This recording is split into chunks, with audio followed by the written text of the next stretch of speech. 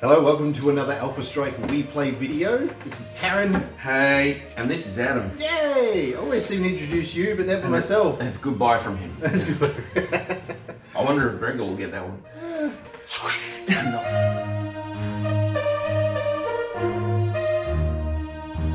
We're continuing our series on direct fire ballistic weapons. Yep. And in this one, we're talking about the weapons that have progressed from the humble autocannon. Yeah. And we're talking about LB autocannons. Yes, the cluster autocannons. Cluster ones, yeah. The LB-X.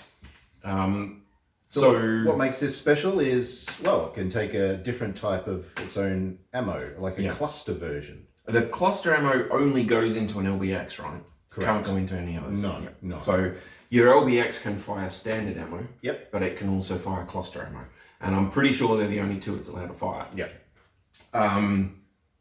But that's two pretty good options. I think so. It's two pretty good options. Yeah. So there's like the standard autocannon, there's 4 different types. Do you want to put the table up on the screen? We're going to put the table up.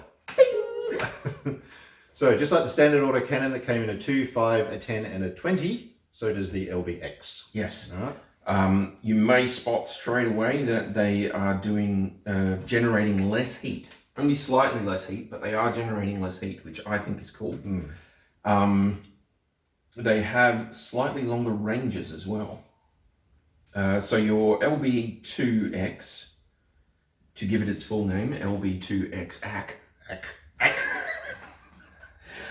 27 is its longest range. So that's for the inner sphere. The clans do use the LB-X, and that's a little bit more. That goes out to 30. Whoa. So that's some serious range there. That's rude. Yeah. That's just rude. I don't no. I'm out.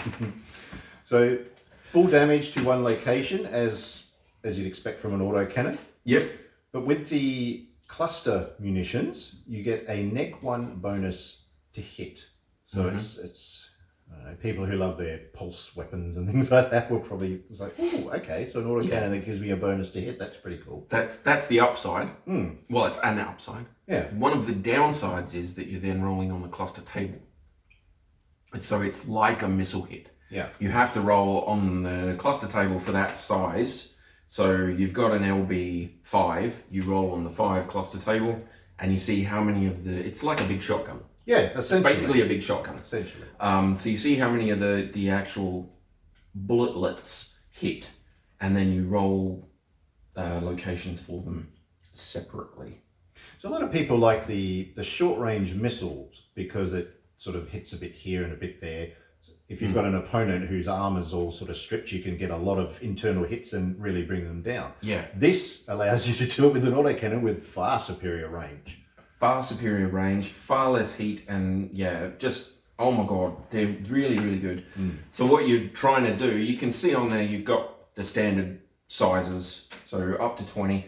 The LB-20X goes out to 12, which is slightly further than its AC version, which is really cool, but it takes up a little bit more space. Same tonnage, a little bit more space. So what you want to do is you want to try and have at least 2 tons of ammo when you get these, because you want to have 1 ton of standard ammunition and 1 ton of cluster ammunition. Pretty much all the time is what I would say. Yeah. I don't know about you, but that's how I would go with it, because you use the standard ammunition to blow big holes in things, and then you fire a cluster thing at it, and you do that crit seeking thing where every single one of those is a potential to roll a critical chance. Yeah. And it's really, really good. It's really effective.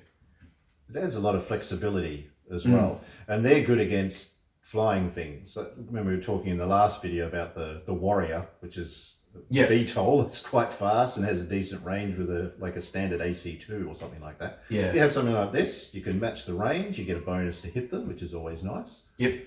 And that's good against aircraft as well. Yeah, you get bonuses for like a flak thing. Yeah, they have rules. There's some advanced rules and things like that. But for standard games, just keep in mind, if you use cluster, you get a neg 1 bonus to hit, but you're rolling on the cluster table. Yeah. So you might do slightly under well, you might do incredibly far under, but as long as you hit, you're going to do some damage. Yeah. You just might not do the full weapons damage. It's the same thing that you get with missiles. So you're doing decent damage, you're spreading it out, but you're hitting them more often.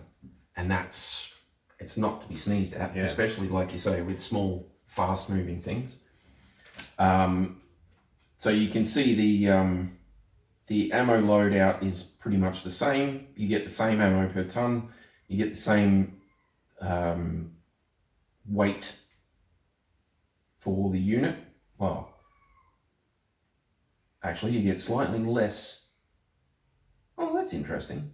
The LB-10 actually weighs 1 ton less than the Autocannon 10. Weird.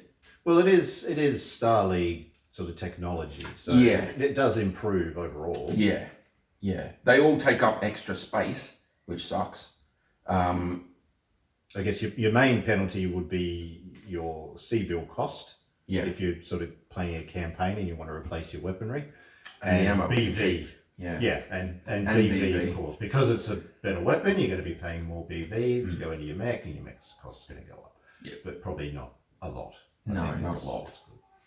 But I think that ability to mix the solid shell and the shotgun shell, the cluster shell, is really powerful. Oh, absolutely. It doesn't have to be on a mech. It can be on a vehicle. It doesn't matter. Just the LB version is almost always worth considering if you're going to put an autocannon on any unit. When someone starts going into cover, like your woods or your partial cover behind a hill, it's not all your eggs in one basket, so to speak. You could be rolling lots of locations. Sure, you might get some leg hits, but also get some top hits as well. So. And that's if you use a standard autocannon 20 and you roll a leg hit when they're behind cover, you lose that whole 20 points of damage. It's gone. Yeah. Right, it hits the hill and just makes a bloody big hole, I guess. It does. What was that game, Space Invaders? Where you had the little barriers, you just keep shoot shooting through the barrier, You could probably just keep doing that for a big of a... Dwarves would really like that, wouldn't they? If it was instant. We're like mining. Rent it out to hobbits and just go, I can make you a hobbit hole, mate. That's it. $400. That covers me ammo. And the one ring, thanks. I'll take that too. But slightly off. Slightly. But as you say, that you could lose that entire 20 points of damage if you hit a hill, but you use the cluster ammo in that situation and you might lose 3 or 4 or whatever of that cluster, but some of them will still hit. Yeah. Because you have hit. It's just, But they're good, like saying that they are quite good against like VTOLs. Because VTOLs, they don't have a lot of armor on their rotors.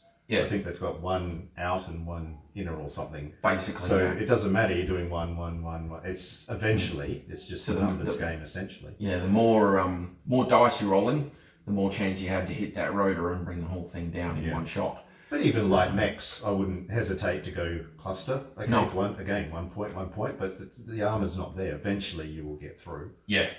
There's stuff like some of the sillier versions of the Commando. You could take it apart with like 2 LB-20 rounds. You just it's gone. Just sandblast it and that's it. Yeah, and there is that it's the sandblaster skill or whatever it is, pilot ability. Correct. That lets you roll higher on the cluster table or something. Cluster table. That's something really to consider about. Yeah, all these extra little hoopy things that they threw in the box sets were good. Yeah. With extra pilots. Yeah, that I'm like I want that on an LRM carrier or something. So your vote for an LB cannon, you like those? I love those. As far as autocannons go, I mean, you can get some really, really cool ones, but if it comes down to it, I would choose between a standard autocannon and an LB-X, and I lean towards the LB-X. Yeah. I like the version of the Hatchet Man that has the LB-X on it. Very much. It's very cool. You put a couple of big things in there, you hit something, and then you cluster shot, and boom. Yeah. Yeah, it's good. It's really, really good. Really cool. All right. All good. So that's LB-X cannons. LB-X. So join us for our next video when we talk about how to double fire your autocannons. Oh dear. All right. Thank All you. good. Bye guys.